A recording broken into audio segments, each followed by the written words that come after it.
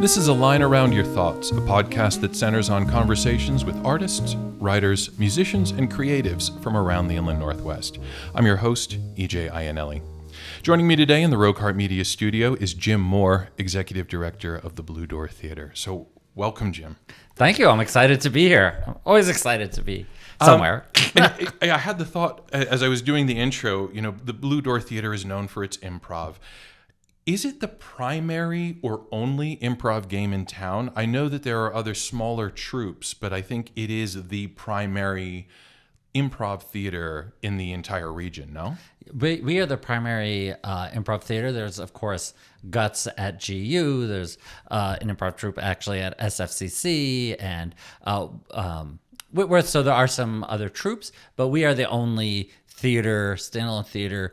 The only other place is Levity Theater in Coeur d'Alene, but they don't have their own space yet, but they are looking to get a space. I had seen that. I think they're working out of a church right now. And Yes. Yeah. So, best of luck to them, and maybe we can have them in here and they can talk about improv in Coeur d'Alene and how improv differs in Idaho. I think they would love. It takes on a different They would flavor. love to do that. I know Noah there would really love the chance to talk about his theater. So there's a couple things that I want to make sure that we talk about today. One of those things is the Yes and Gallery. I think that's why we had gotten in contact a few weeks ago because there was the news about the Yes and Gallery. But there's also the Boost Center. Yeah, the Boost Center, and there's also the standard Blue Door shows that I definitely want to talk about, and then the Spokane School of Improv. So there's so much going on at the Blue Door in addition to the new location. So I figured we'd start off with the Yes and Gallery because you recently had kind of a paint and sip or sip and paint that was related to that. So one of the things we're trying to do is provide really a place of community for artists of all different types so they can interact. We can do interdisciplinary kind of art where kind of the visual arts can talk with the performance arts. And then what does that create? What are the possibilities that can form there? So we've been running a figure drawing class every Thursday from 6 to 7:30, which is taught by Nanette Cloud and Nadia Hitchcock. And then we also did a paint and sip event that was small, but we're looking at kind of expanding those classes. And there'll be other classes that we'll be adding that are art classes taught by actual artists, not improvisers. So we're just excited about finding this common ground where we can just maybe think in new directions, take our creativity and new possibilities where we may not have thought before. But now that we have all these things happening in one space, it opens up a whole world for us. And there's two kind of primary players in this. There's the Blue Door Theater, and then there's the Chrysalis Gallery, which is led by Denny Carmen. Yes. So who approached whom about this idea? Because I know that Denny is very collaborative, and he's always looking for opportunities. So I don't know if he reached out to you and said, hey, I've got this idea brewing, or if you reached out to him and said, I've got this idea brewing where we fuse the visual arts with live performance. So it's yes and. So, of course. So Denny and the Blue Door Theater have been working together for over a decade. He has provided art in our previous location on Garland on the walls there. And Annika Eagle, who's part of our theater, has always worked very closely with him to help curate that art and make sure that it was happening. When we moved into our new space, we realized that we had a lot of room. And so Denny did Denny and Annika brought art into this one area, and we were calling it the art corridor for a while because it wasn't very big. So we enjoyed that name. And then talking with Denny, I really wanted to expand the art.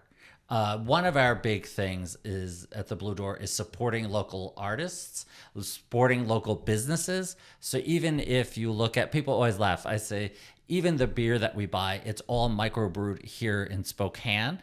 So we want to support the local breweries. We want to support anything that we can, except for soda. We will always provide you with like Coke and things like that because the people demand it.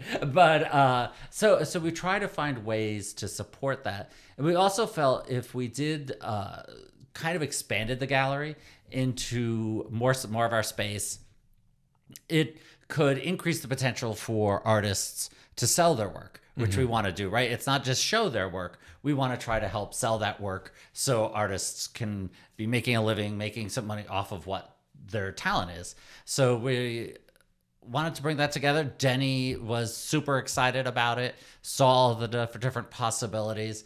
And so we finally got it done this August 1st when we opened. And so what does it hold? What is, when you combine these two elements of visual art and live performance, like what are the plans for it? I'm trying to get it kind of a visual myself of what will take place in this space that will marry the strengths of Blue Door's improvisational skills and then Denny's visual art. Yeah, so we're still figuring all that out, of course. Everything is like a work in progress. But some of what we've talked about is how do we have artists potentially painting, drawing, sketching during a show, and the improvisers are inspired by what they're doing, and then the artists are inspired by what they're doing on the stage, right? So there's this constant dialogue that's happening there. We've talked about doing shows that revolve around the art and take people through the galleries. So so I'm going to say an idea that I don't know that it will happen, so it's probably bad excited. of me to do, but like art heist. And one of the pieces is stolen, and so we might start in the main theater and then go into the other rooms where the galleries are, the art, talk about the different art. We might make it so that the audience gets clues that they can hand to the players throughout the night to help them know who was the criminal who stole the art piece. And so just different things along that line. And it's also having artists teach in the space. We are very excited about bringing more artists into our space and providing classes because it's all valuable, whether you're talking improv, whether you're talking art.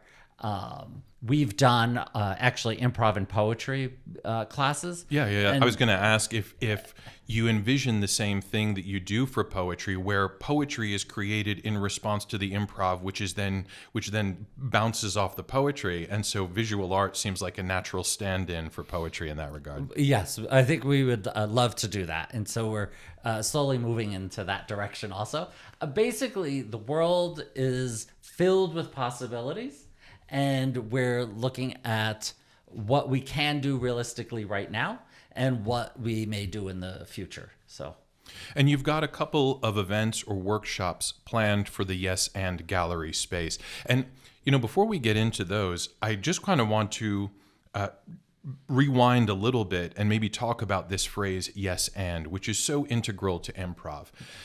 And what's interesting is that I find more and more people are familiar with this. So people outside the improv world have kind of taken this on and they understand its value. But I always kind of want to leave a little space in this conversation to talk about yes and what it means and why it's so important to improv. So let's revisit yes and. Yeah, I mean, it's the basic concept that when you're performing with someone, what they're saying, what they're doing is a gift to you. And you're going to accept that gift. You're going to say yes to it. And then the next piece is you then and it, which means that you now take it to another level. You continue the story, you move the story.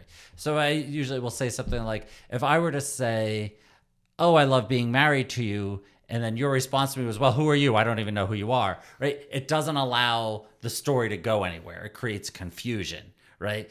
But your response might be, oh, well, I like being married to you, right? So now we introduce, a concept. We start understanding where these people are, what the relationship might be like, and that we're going to experience. So it helps the story. And I see that with the art also. because you create the art's there on the wall. Well, yes, I am accepting what the artist has put here, but now I'm interpreting it. I'm taking it to a place where either the artist wanted me to go, or maybe I took it in my own direction because of my own experiences, my own interpretations of things. So I know for me, I like art that moves me emotionally in some way. So I usually look for art that's like that, but that's me taking that art and making it something that's relevant to my life, to my emotions, to what I'm feeling. So. And so beyond the community figure drawing class, which is every Thursday in perpetuity, or is it for a limited time? Right now, it's definitely through August. We might be doing it through September also. We can always find out on our bluedoor.org or Spokane School of Improv.org websites. Well, since you bring it up, I mean, that's a good time to move into Spokane School of Improv, which was kind of the initiative that you launched prior to the Yes and Gallery. Yes. And this was a major undertaking because you've always had classes at the Blue Door Theater. People could always sign up for workshops, and you've had those, I mean, since the theater pretty much was in existence. But Spokane School of Improv kind of formalized it, and then almost, even though it's in association with Blue Door, it is kind of self-contained to some degree, no? To some degree, but it's definitely part of the Blue Door Theater, Right? And the mystique, because there's so much crossover. But yeah, we've been able to expand, especially in our new space, to adding or re-adding and expanding our camps, our summer camps for kids, which is 8 to 18 years old, and we split people up by age. We also introduced we always did an intro to improv class, and then we did a advanced class. So by opening up the school, one, it helped us start building out other classes. So now we have a class on character development. How do you develop a character right there on the spot? We have a scene work class. We've also added a pun workout class. We now have something called Ready, Set, Improv, which is a performance class. When you get to the end of that, you get to put on a show, and then what we do is we charge donations for that, and those donations then go into our scholarships to help kids come to our classes and our camps for those who might not be able to afford it. So, and we've gone beyond those performance classes. So now we have improv and poetry. We also have done improv and self-care. We're going to do an improv and mindfulness class, probably introduce that early next year. So we're always trying to think about how can we engage with people and have people realize how amazing improv is and how the principles can really be impactful.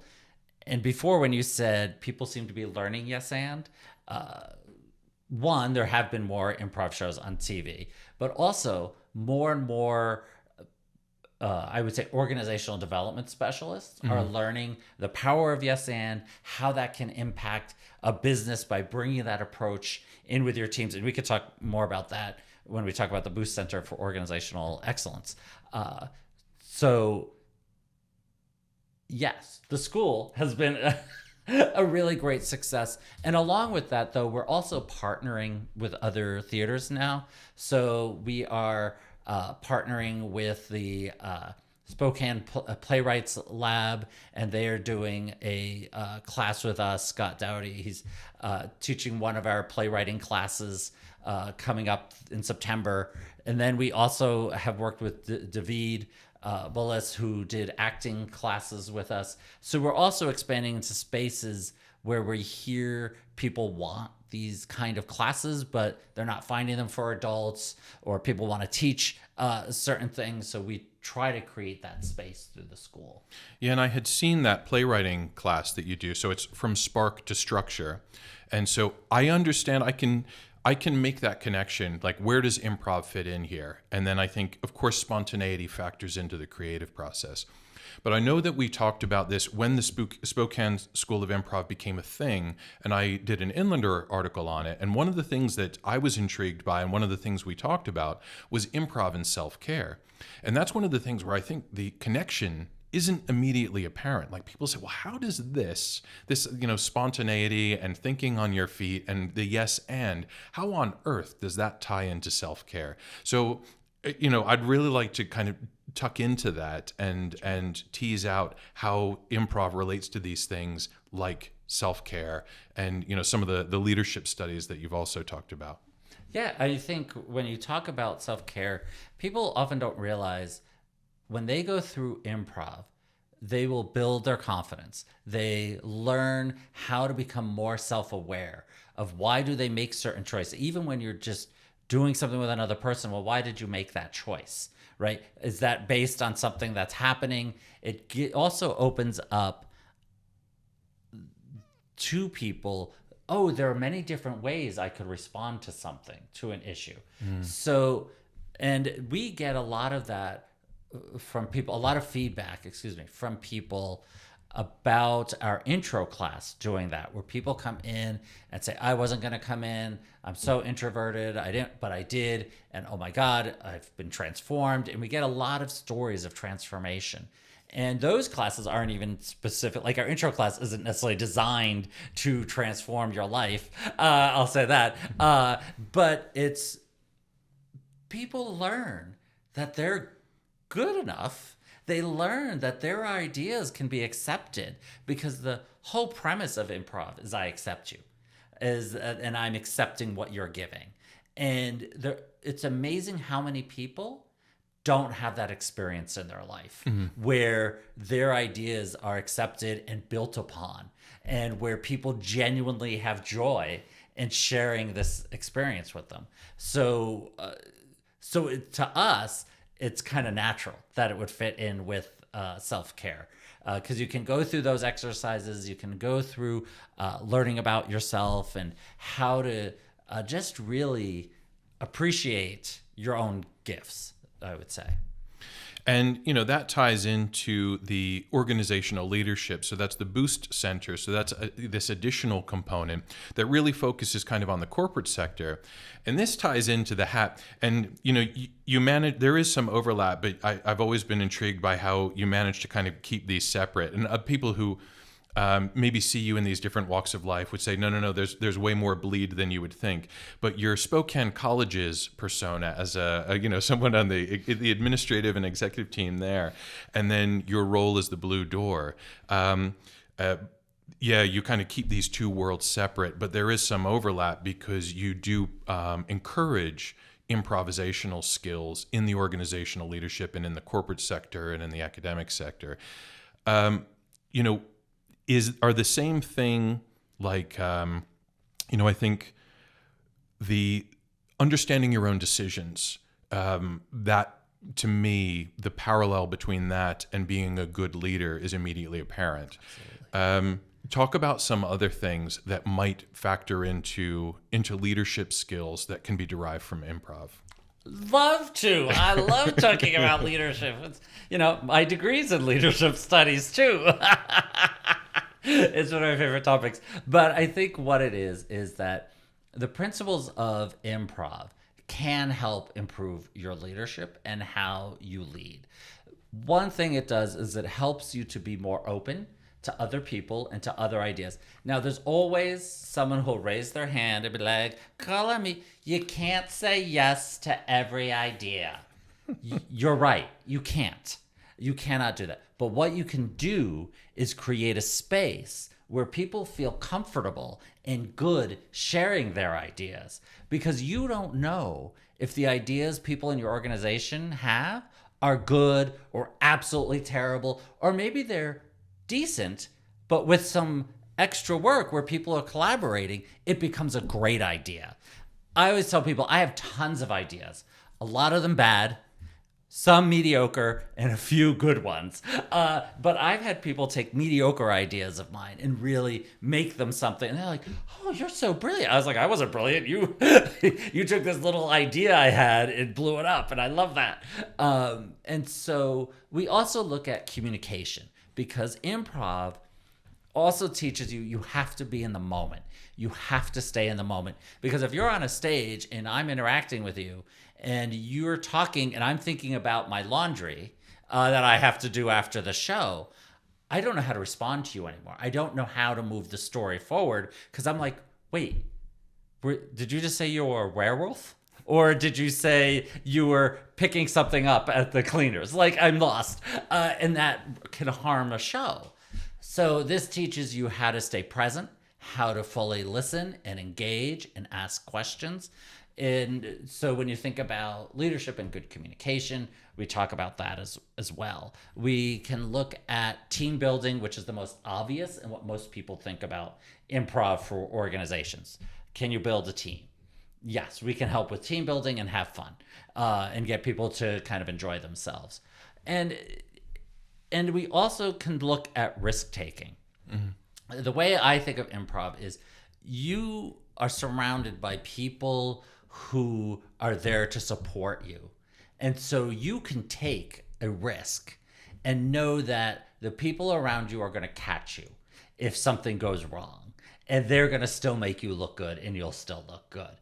So it really helps you figure out, how do I take risks in a way that's safe and calculated, right? It's not like, oh, I'm going to be blindfolded and jump off a cliff, right? That's not a worthwhile risk to take. But it can be, will we try this new product? Will we try this kind of marketing? What will we look at? And if you have the right people around you who are open because you've created that environment, who are willing to share their feedback, you can take a risk in that situation and find out what's going to happen. And you will hopefully find out whether it's good or bad. So there's lots of ways it connects to leadership. Yeah, and I think if we break it down into its two components, yes is the acceptance of the idea. It's not shutting it out. And that's the space creation for ideas to come forth. And that "and" has a lot of power because it maintains that momentum, but it can also take that in a different direction as well. So it doesn't necessarily mean that you have to take the idea in its entirety and simply accept it without reservation. So the yes is taking that on board and hearing the other person, and the "and" is then either building or redirecting. Yeah. So the "and," that additional step, it can even act as a very positive contradiction in some regards. Let me give you an example. One place where I worked, I always use this example because I think it's so perfect. And the person who does this didn't even know he yes ands all day long, which is exactly what he does whenever I listen to him. So I had students who wanted to start a community garden on the campus. Now, the facilities person I knew going to would be horrified by this concept because, right, that'll make it more difficult for the grounds people to take care of the grounds because now there's this garden thing going on, right, and all that. So I go to him, I look at him, he has this brief moment of horror, and then he goes, what if we put it in did a greenhouse? Well, that's brilliant. Yeah, we're still able to garden. We do it in a greenhouse. Right. And he actually opened us up to more ideas, because if we're doing it in the ground, we can only do it in the summer. In a greenhouse, we could do it in the winter. We could connect the food to classes that are learning about nutrition. And the whole reason the students wanted to do it was to try to grow vegetables and then provide those in the student pantry that was on the campus. And so he would do that. And then immediately I was like, oh, we can have the teachers do this and the teachers do that. And that's the other thing. Sometimes if you're with a giant group and you have people yes and, they can go way off on a tangent somewhere. And it's great. It's great fun. But in real life, you typically stay grounded in reality. And I didn't suddenly say, ooh, I'm going to throw a whole bunch of ferrets in that greenhouse to add some animal life, right? We didn't go there, but it was oh, here's how we can connect and make so many other connections. He could have very easily said no, right? No, we can't do that. It's awful for the grounds and da-da-da. But instead, he redirected basically, and we still were able to achieve what we wanted because it was the value that mattered. Growing the plants, growing vegetables, being able to provide that to a student pantry, right? Those were the important pieces. Whether it was in the ground or in a greenhouse wasn't. Right? That wasn't what was important. So he accepted what we wanted to do, accepted the value, and came up with a way we could do it that served everybody. Yeah, and no is such an easy response, and I get very frustrated by no, especially when, the value is fairly self-evident. So you take a case like this where it's like, hey, what we're going to be doing is learning these skills, and then it's going to have additional community benefit, and you spell out all these fairly obvious points, and the answer is still no. And so yes and is to some extent a way of making you could turn a negative into a positive by simply redirecting. And so in this case, with the gardening example you just provided, or the greenhouse example you just provided, all parties benefit. So the groundskeeper kind of gets what he wants, and so all parties kind of share in this, and then, like you said, he kind of builds on that as well. And somebody's probably listening and being like, oh, you could have done raised beds. Yes, there are a lot of ways we could do it. So yay, if you're thinking about all different alternative ways we could have accomplished it. And that's the point, that we open up ideas as opposed to shutting them down. And which is really discouraging, and that's very deflating, and when in terms of morale, and I think morale can be such a delicate thing. And what an easy way to shut down morale than by shutting down the ideas that bubble up. And and I'm not perfect at it, right? Like, I try. Well, none of us is, yeah. And then sometimes, a few times I've thought to myself, wow, I just said no to that person and didn't really give a chance or think. So when I'm self-aware enough, I like to go back to the person and say, hey, I just immediately shut that down. Let's talk about it. Let's think it through together. So maybe we could find a way to make your idea happen, and the value that you have, make that happen. I don't do that all the time. Yeah, we are human. Yes, but, exactly. Hence the value of workshops. So, yes, yeah.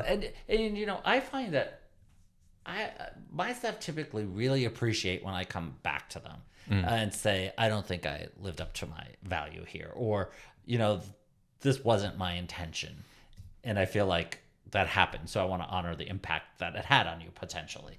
I even did that with an email. I sent an email, the person responded, and I was looking at my email. I went, that sounds really passive aggressive.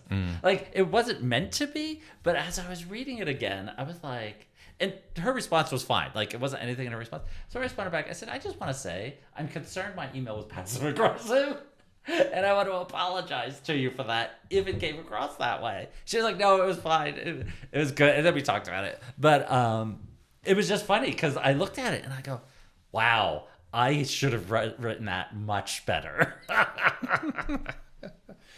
So you have all these initiatives, and I don't know if we've ever delved into the motivation for, the practicalities of some of this.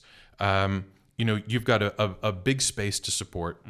And so I'm sure there are economic considerations that are also going into this. So getting beyond the core shows that have always been very affordably priced. Yes. And then, right now they're only taking place on, I think, Fridays and Saturdays? Yeah.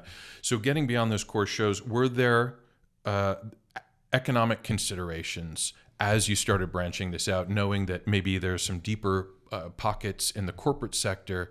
So when you take workshops in, so in addition to bringing the joys and the value of improv, was there also kind of some strategic decisions behind a lot of this? I'd love to be like, it's just for the joy of the art form.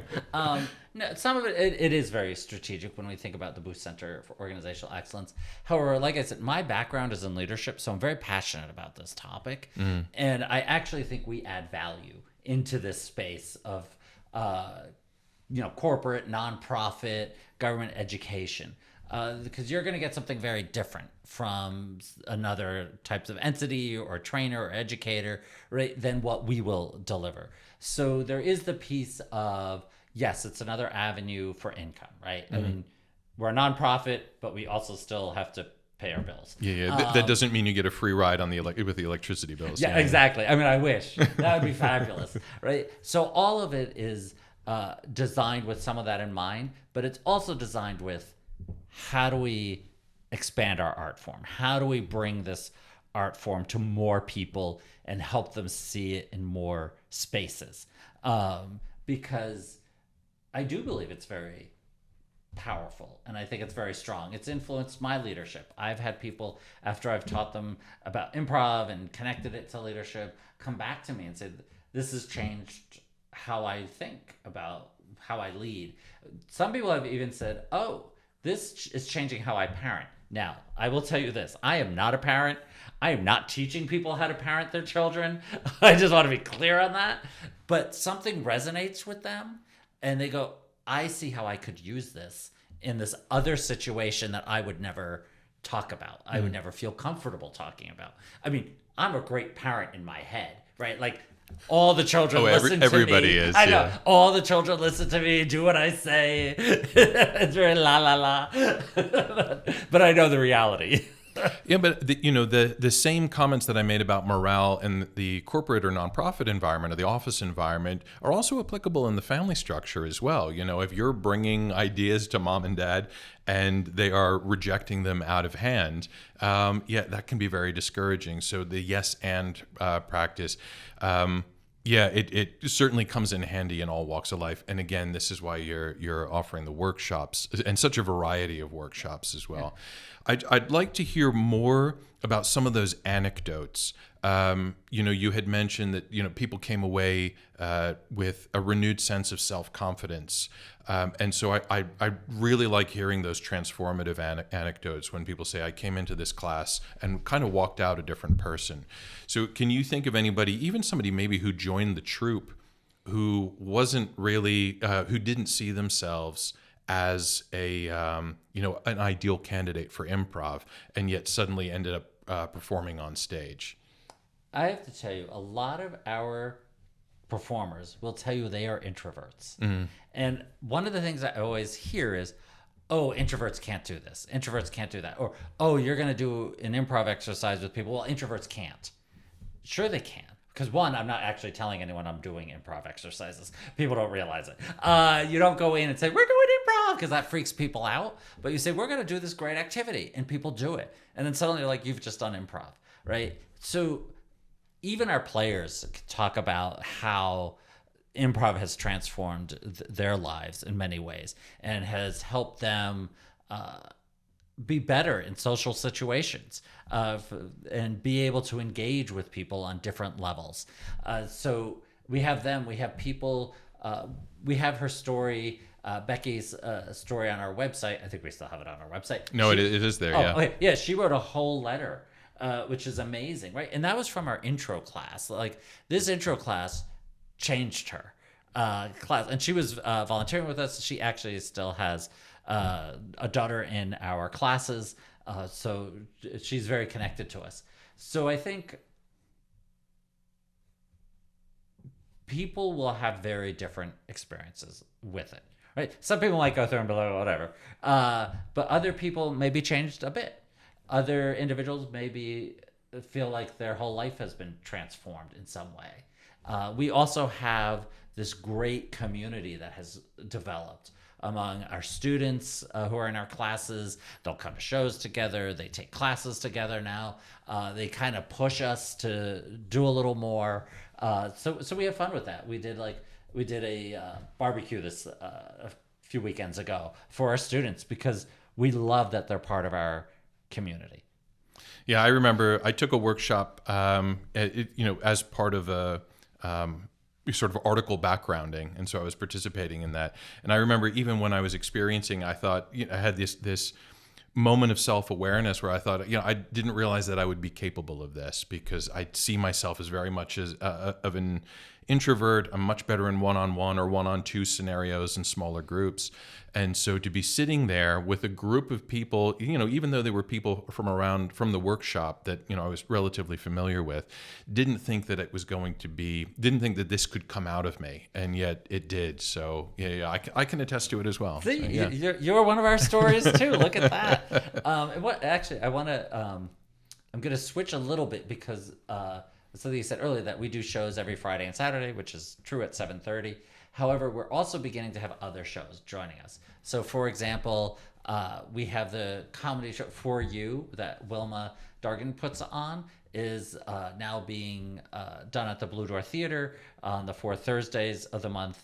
We also have Pansy Productions bringing a drag show in on our 3rd Thursdays. And then we have Cameron doing Space Queers on a different Thursday. So we're also trying to provide space for artists to to be able to showcase their art, their work. We are working with some other smaller theaters like us who may not have a space, so how can they use our space? And so that's the other piece that we want to help local artists, playwrights, be successful. Now we're not producing shows. That's not what we do. But if you have a show that you could put on, that's also not. It can't be set heavy. Like you couldn't do The Lion King in our theater space. Well, you could do a black box Lion King if you wanted to be a little experimental. Yeah. Yes, you could do something experimental. But if you're like, we're going to produce The Lion King with costumes and changes, I'd be like, you need another theater. We're not that. But if you have something smaller, we can definitely accommodate that. And so, like I said, we love trying to be part of this community and help build what we can. Yeah, and so you've got that's one of the topics that I wanted to talk about because I had seen that you were opening your doors to these other performances, but we go all the way back to kind of the old school improv performances where it's the Blue Door players, the Blue Door troupe. You're still doing Safari. Yep. And you're doing so there's kind of late night versions of everything. There's some all ages versions, and then there's some late nights, which is I think when folks think of improv, they maybe think of the more adult themes. But yeah, you are family friendly in some regard. And is it on Friday nights? So it's changed. I'm glad you asked that. We actually had a long kind of discussion about it. So our Friday night shows are now for mature content. I see. And it could be fine for someone who's 16. It depends on how you parent and what you think your teenager hears in high school and what they don't. But those shows usually have a format to them, right? So you'll come in and potentially get a whole play. So October, we do No Clue, which is kind of loosely based off the movie Clue. And you get to see these characters come to life. They're trapped on an island, right? People are being murdered. And then the audience decides who the murderer was. And then they have to go back, and you know the show. And they go back through the show and have to say who died, right? But we also, so those are kind of formats on Friday nights. And then a Saturday night, we actually now have Expedition instead of Safari. Oh, okay. And Expedition is geared towards a general audience. It's much more like Whose Line Is It Anyway? So it's a bunch of different games, fast-paced games that the players get to do and have fun with. Now, just because we like to complicate things, Friday night, the first Friday of every night, we do a show called Late Laughs, and that's actually meant to be experimental. So we've had stand-up, we've had improv, I think we might be having a magic show. I saw the caveat on the website, and it was like, this is not your typical Blue Door Theater show. And I thought, what does that mean? Yeah. So that's what it means. Yeah, so it could be almost anything that people want to try. If somebody's like, hey, I'd like to try out, because a group will get 20 minutes on the stage, basically. So, maybe I'd like to try out, like, part of my play for 20 minutes and see what the reaction is, right? What reaction do I get from the audience? So it's very open for anyone. And then the last Friday, and this is important, last Friday, not fourth Friday, because sometimes there are 5 Fridays. So the last Friday, we do Safari, which is our adult version of Expedition. So fast-paced games and all of those things. And those shows right now start at 9:30, but we're thinking of moving them to 9. Just if people check the website, they'll see what time it is. And just before we started recording, you had started to fill me in on Cage Match. And I was like, wait, and save this because I want to talk about this. So you would talk about Cage Match and how you're not ordinarily a performer, but you're finding yourself on stage now as part of, is it the staph infection? Yes. Yeah, okay. Yeah, that's what I know. So Cage Match is a competition. So 2 teams come on the stage and they compete. in the preliminary rounds, and the audience decides who wins.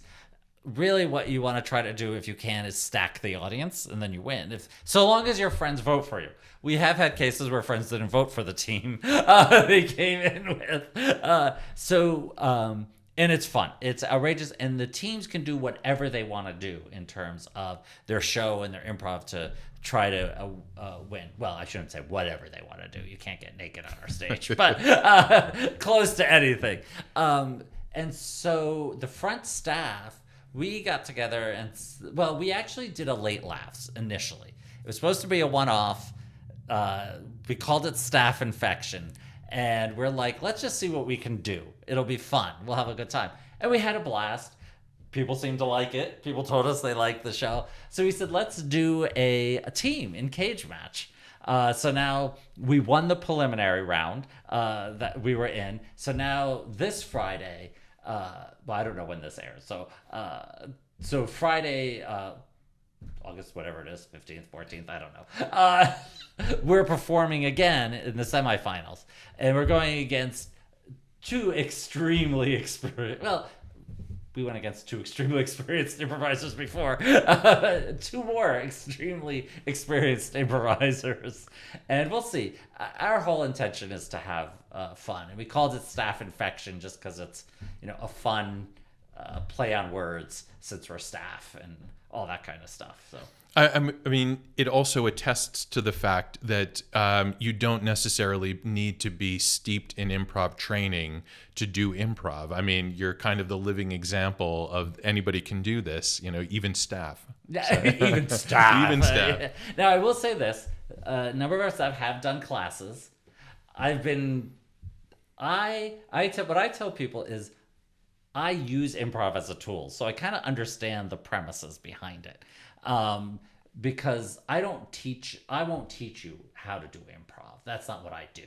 I will teach you about leadership using improv techniques. So there's some knowledge that we have. We have a little bit of knowledge. But yeah, we're not accomplished performers by any means of the imagination. And the thing is, you can understand improv on a cerebral or intellectual level, and we can sit here and dissect the meaning of yes and all the permutations that it can take.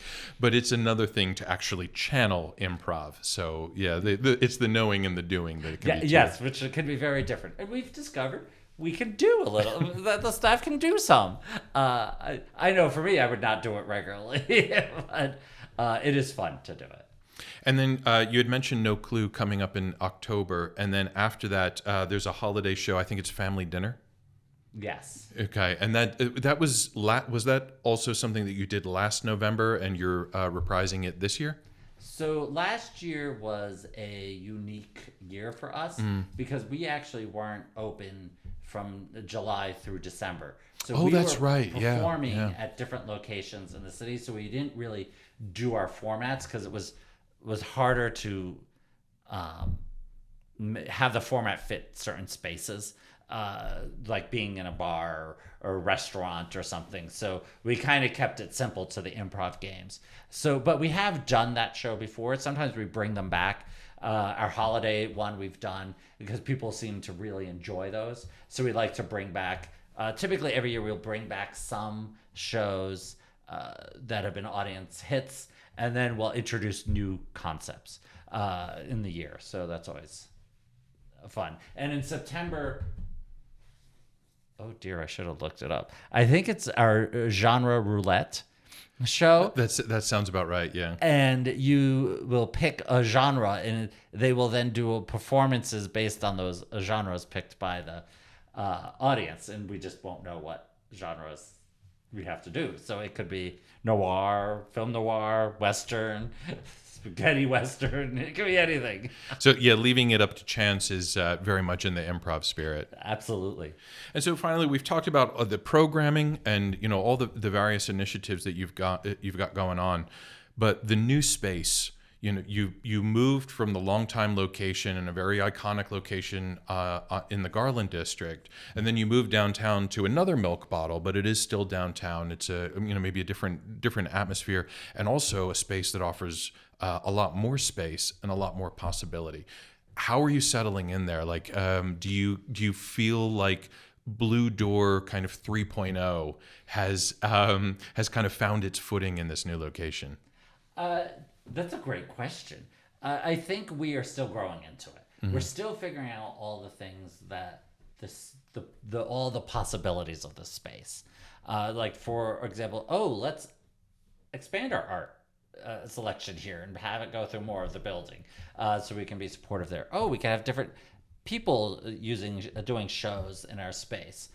We actually also have people rent the space for their own thing. So for a party or something, or somebody can come in, rent the space an hour before a show, do a party, go to the show, like a birthday party or something like that.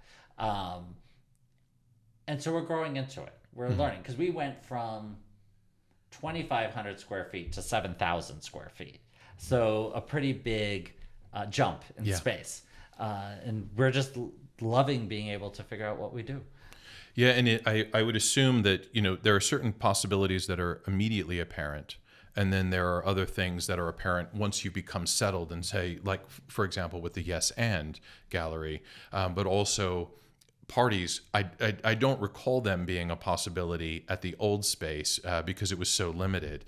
And so the fact that you do have this new space and then kind of hitting on that idea and saying, if we open it up beforehand. So I guess over time, more things will reveal themselves. And we also, I forgot to mention, we also have right in the milk bottle space, The Mix, which is an immigrant-owned business that sells ice cream and crepes, sweet crepes, and then they have other desserts, international desserts that they'll have there. So you can also get that while you're at the theater. So you could go in, get ice cream, and then go sit at your table. They'll also bring it to your table if you want. So it's another piece of the puzzle as we try to kind of create a space that's dynamic and living and encouraging people to hopefully come there. Yeah, and I mean, it also is a nice, because the milk bottle that was across the street dished up some fantastic ice cream, and so people coming to the new location might have been saying, this is a missing piece. So the fact that you're able to fill that in is a good thing. A little. I mean, we don't match the kind of the ice cream quantity that they have on Garland, but we love it. And what? One of the other things I just was thinking about is, like, it has no connection to this. I just thought about it. My mind's kind of shooting around. But we also are doing things in the community. So we go out to Airway Heights Correctional Center and we teach improv. You and I have talked about that before, where we've teach 8-week classes for the incarcerated individuals. We're actually talking and trying to figure out if we have, some of them are so talented. And it was Laura Gosselin Harris who was our main teacher. Yeah, who was teaching over there. And again, just talk about some transformative stories. Like, she was able to share, people really coming out of their shells in not a particularly hospitable environment, and then really finding positivity and fellow feeling and community within those circumstances. 100%, because they'll talk about how I probably would never have met this person or connected to this person without this class. It's a very different type of class for the people who participate. And because some of them are so talented, we're actually looking at how can we start a troupe that can actually perform shows at Airway Heights. Obviously, they can't. I would love to be able to have them perform on our stage, but we can't do that. But provide them that opportunity, because many of them are very excited about that and about this idea. They came in just to try it, and now they're in love with it. They keep coming back to our classes, and they want to go further. So we'd love to be able to offer that. We're also in our high schools. We do improv league in the various high schools. So we're teaching high school students improv. We're teaching them leadership. And which high schools? North Central. Let me see if I remember. North Central, Ferris, Rogers. There's a bunch of them. Meade, Mount Spokane. And there's a few that we're attempting to get into. I don't want to share those until they're definite, but there's a few more we want to get into. And Improv League, I do want to say, partially funded by Innovia and also partially funded by arts fund, Arts in Washington grant. We have an Arts in Washington grant to help fund that. Oh, that's good. Yeah, and it's encouraging when you mention some of the schools. There are schools that already have more resources, and so it warms my heart to know that you're in school in a wide variety of schools, of different socioeconomic backgrounds, because I think that's always important. And we adjust our cost because there's a cost, so we adjust it for the different schools. And actually, one of the things that the grants help us do is lower that cost. So we can be in lower income schools that don't have funding for the arts. And as we know, arts are being cut in education right now. So we just think it's so important to be in there and give the students something that's connected. I mean, some of them have great programs, don't get me wrong. There are some that have fantastic drama departments and are doing fabulous things. But overall, we know the arts are the first thing that gets cut at schools. And then they don't come back. Yes. So we've talked about the facility. We've talked about the programming. Are you prepared for what's coming next, or is this going to test your improv mettle? Because we have the lightning round, and so we move through one section of the interview, and then we move into something that's a little more random and kind of tangentially related. So this is a point where we can kind of tease out some different or explore some different avenues. I'll take a sip of water first. You should brace yourself, because you will be drawing on all your skills. Okay, so the first is an either or. Okay, spontaneous road trip or a vacation that you have planned months in advance. I do both. I have to make you choose a side. I know. I'm gonna say spontaneous vacation. And you know why? When I was younger, in my car, I used to keep a cooler, paper plates, cutlery, anything I might need for a picnic. A picnic on the spot. And you were picnic ready. I'd be with friends, and we'd be like, hey, why don't we go over here and just have a picnic? We'd stop, get ice, put food and drinks into the cooler, and then go. So maybe that's like planning because I had it ready in the car, but it would just happen naturally. But I also do love to schedule. You were prepared for spontaneity. Yes. So, okay, that works. But are you a meticulous planner as well? Oh, I can be, yes. Yeah. I will have us scheduled for a vacation. My partner will tell you everything is scheduled. However, to my benefit, I guess, I'm flexible with the schedule. Because one thing I have learned is that sometimes I think, oh, this will take 3 hours, and it takes 45 minutes. Or I think this is like a 1 hour thing. I just want to see it. And we're there for 3 or 4 hours. So I can be flexible in terms of what happens. But I like to have a general idea of, I want to have a really good idea of what we're going to see. So you're prepared for spontaneity, but you're a flexible planner. So kind of these dual paradoxes. Yes, exactly. You contain multitudes. It's great. I do. Until this conversation, I never really thought about that. Yeah, that was planned spontaneity. That's the whole point of the lightning round. You can maybe even see yourself in a different light.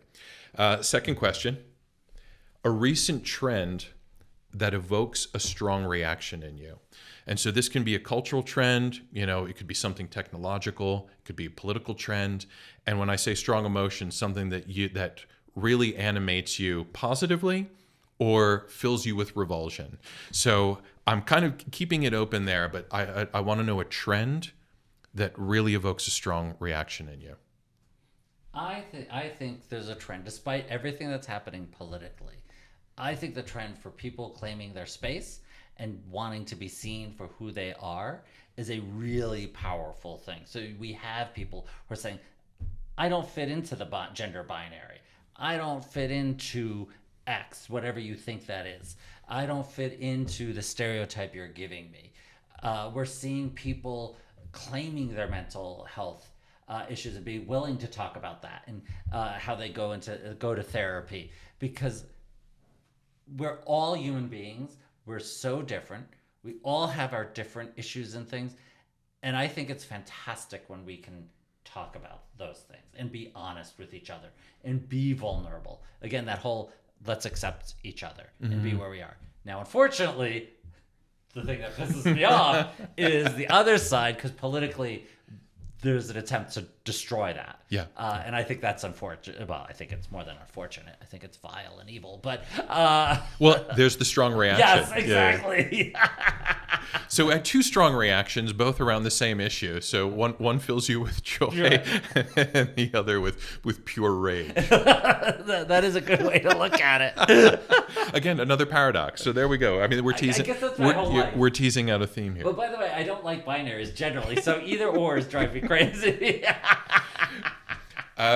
So this is probably something that you've encountered in one of your workshops, but with one of the hand raisers that you referred to earlier, a situation in which you should never say yes and. A situation where you should never. Yeah, where you would rule out yes and as a response. Jump out of a plane without a parachute? I might actually not say yes and to jumping out of the plane with a parachute.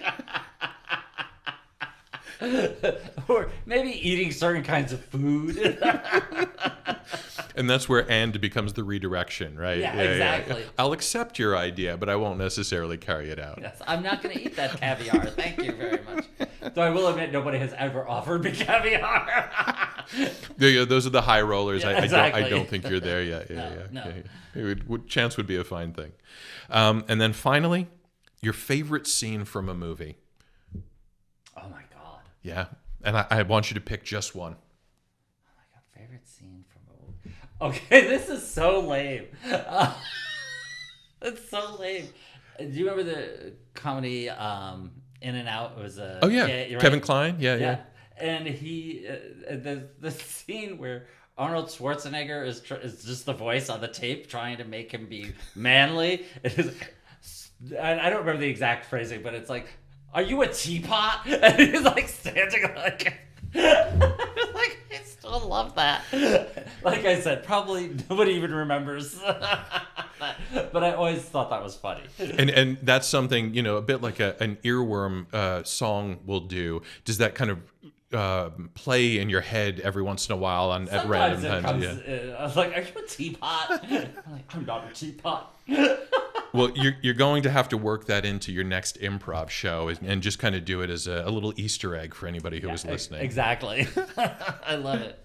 Well, Jim, thank you so much for coming in today and talking about all these aspects of the Blue Door Theater. Yeah, thank you for letting us be here and be part of this. And also, we really are expanding and trying to transform what we do and also how Spokane thinks about improv.